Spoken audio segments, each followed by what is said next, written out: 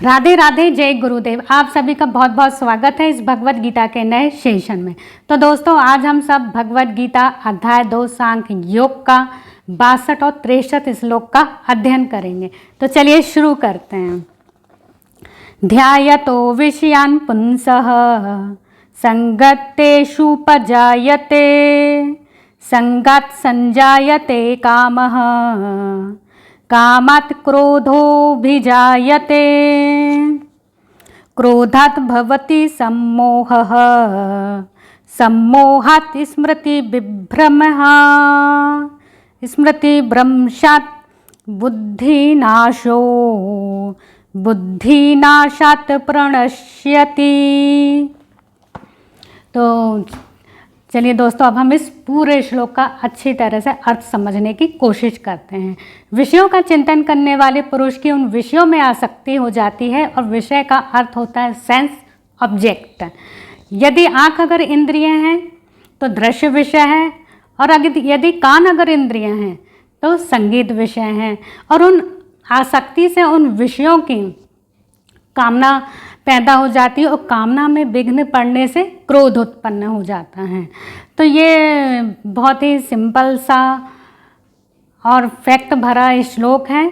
तो क्रोध से अत्यंत क्या होता है, मूढ़ भाव उत्पन्न होता है, और मूढ़ भाव के उत्पन्न होने से स्मृति का नाश हो जाता है, और स्मृति के नाश होने से बुद्धि का भी नाश हो जाता है, और बुद्धि का नाश होने से व्यक्ति जो है अपनी स्थिति से गिर जाता है। तो इस श्लोक में भगवान श्री कृष्ण जो है बताते हैं कि कैसे व्यक्ति की एक छोटी सी इच्छा भी जो है व्यक्ति के पतन का या परेशानी का कारण बन जाती हैं। तो और आपको बहुत से ऐसे बेवकूफ़ लोग भी मिले होंगे कि कैसे एक इच्छा के लिए या प्यार के मोह भंग में हो जाने से वो अपने जीवन को ही त्यागने के लिए तैयार हो जाते हैं। तो कहाँ नादानपन की एक छोटी सी इच्छा और कहाँ विशाल गहरा आकाश।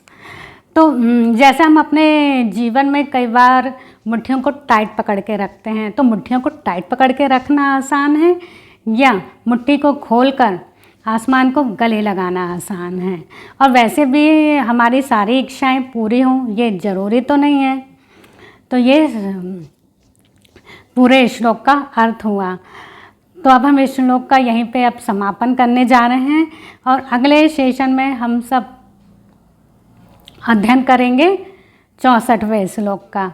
तब तक के लिए धन्यवाद। राधे राधे, जय गुरुदेव।